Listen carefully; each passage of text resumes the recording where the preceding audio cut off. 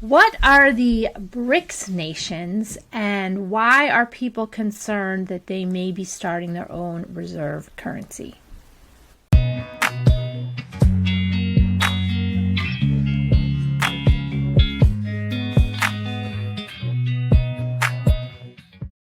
Welcome to the show. Today we are going to talk about the BRICS coalition. These are a set of nations that recently, and this is sort of in 2022, have formed an alliance that is kind of relevant to global trade and currencies. So I'm going to give you a little bit of breakdown of the history of the BRICS alliance and what they have planned so far.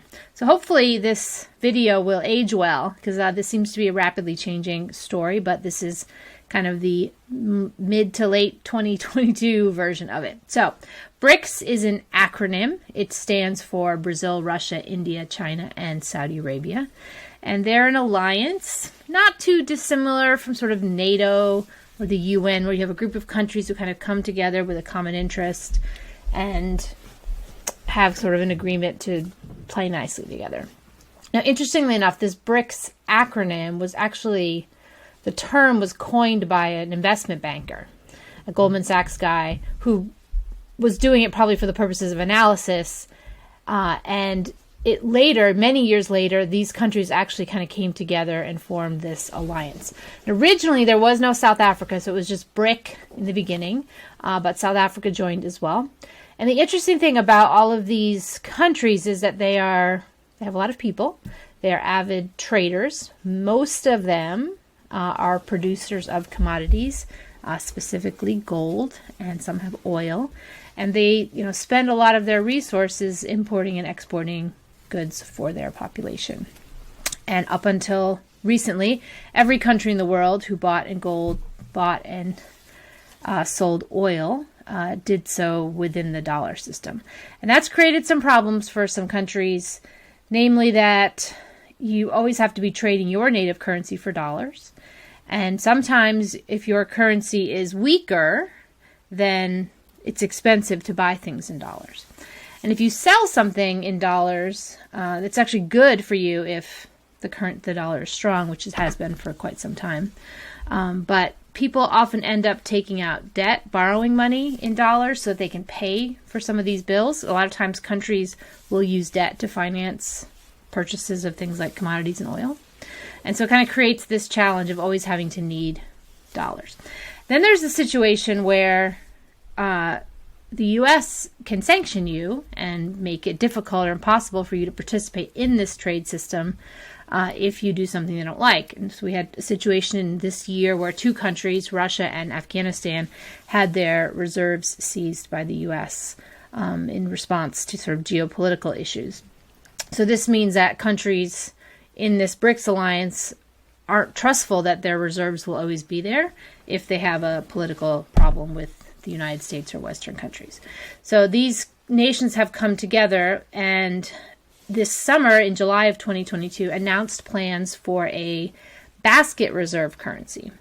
And this is interesting because some have speculated, earlier this year that the emergence of China as a big player on the global trade space meant that, maybe the Chinese currency would be the next global reserve currency. However, if a country exports a lot of products or goods, and they are the reserve currency, that means their currency is going to be strong because people are constantly needing to buy it to pay for stuff. And that makes your exports expensive in other places. This is why the United States doesn't do a lot of exporting relative to what we used to do, because the currency's gotten so strong, people in other countries can't afford our products. So this is called the Triffin dilemma. And if the BRICS nations decided to create a basket currency, which is a fancy word for sort of like an average of multiple currencies, almost like a mutual fund idea where many different countries contribute in a fixed percentage, and this sort of weighted average currency then becomes the reserve. It takes the pressure off of one country to be the issuer of this reserve currency, so it protects their ability to export competitively.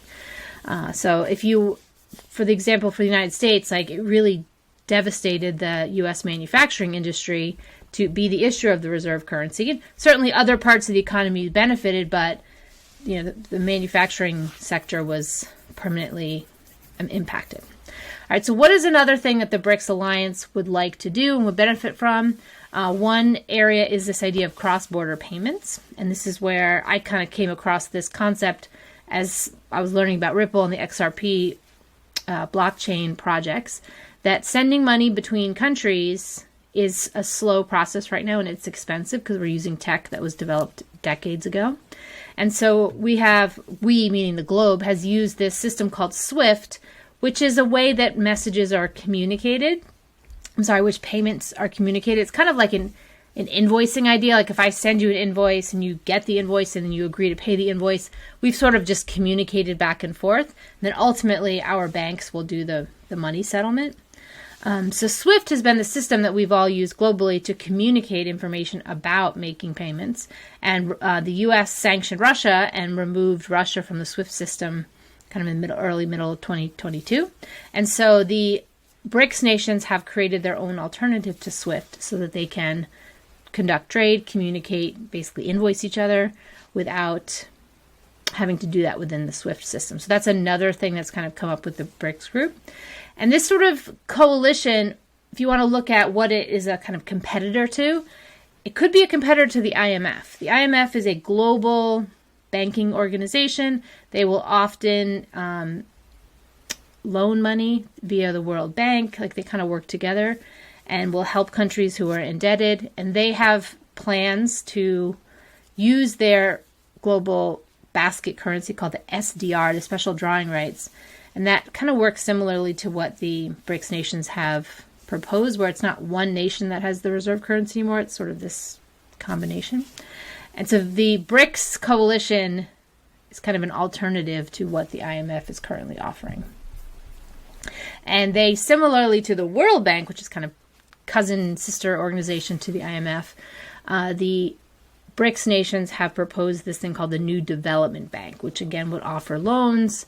It would help smaller countries that maybe wanted to join BRICS be a part of or be able to fund energy and infrastructure and sort of other resource things. And I have a separate video that I'm working on for this, but the Chinese have been working on this very large initiative called the Belt and Road Initiative, which is really to create this trade route between China, Asia, Africa, and sort of even Europe, and to connect all of these markets trade-wise. And so the New Development Bank could help some of these countries that have to pay for things like ports and bridges and roads and train tracks, whatever, be able to fund it through this bank. And then the interesting part about this reserve currency is it also alluded to the possibility that it would be pegged to gold. So we've been in this fiat system since the 70s, especially where the price of the US dollar isn't really fixed to a hard asset. It's kind of tied to the global oil market. So to peg this new currency to gold would be interesting and kind of return conceptually to this idea of the gold standard. It's still not clear exactly how that will work and whether it would be one-to-one or if this would be a basket of assets that would be in reserve. But it is interesting to see that a lot of central banks, especially in West Asia, Turkey area and some other countries, Qatar and some kind of post-Soviet countries, are all stockpiling gold. Their central banks are. And so it's the question that it raises is, are they preparing for some kind of asset-backed, gold-backed currency shift? So all we can do is really speculate at this point because nobody's formally announced anything, but the sellers of gold are sharing that central banks have been stockpiling gold. So it's interesting to know that. And kind of related to that, the Russians were also removed from the main gold exchange in the world, which is in London, and they are potentially launching their own alternative, which could help alleviate some of the price fixing that's been going on in the gold market for a long time. So it would be interesting for the world to have a true competitor to the London gold market, so that if the price is being suppressed artificially in the West, meaning they're holding it down, you could go there, buy some gold cheap, and then go over to the Russia exchange and sell it for more expensive. So it'd be an interesting arbitrage opportunity for people who do that kind of thing. As this alliance has kind of gotten more attention and the price of the dollar has gone up, which means it's very unaffordable for some of these smaller countries, other nations have expressed interest in joining BRICS, and specifically Argentina, Iran, Turkey, Egypt, and Saudi Arabia have all expressed very detailed interest. Saudi Arabia would be the most significant, in my opinion, because as the U.S. is currently still in this arrangement called the petrodollar, meaning the U.S. agreed with Saudi Arabia in the mid-70s that they would only sell oil in dollars and we would provide military protection in return. We've kind of had this decades-long agreement. If Saudi broke that agreement and said, we're going to start selling oil in dollars, that would be the end of that arrangement, and it could be a very interesting shift for geopolitics. So we're going to keep an eye on that. Now, typically with big press like that, Saudi Arabia wouldn't have mentioned that they were considering unless that was a very serious, unless they were going to do it. It'd be kind of flaky if they were like, oh, we changed our mind. So I don't expect that was an uncalculated release. So I think we will continue to see more interest in the BRICS coalitions. And I'm closely watching what this new reserve currency will be and if it will be pegged to gold. It could be great for people who are invested in gold. If the price of gold is no longer suppressed, it would go up.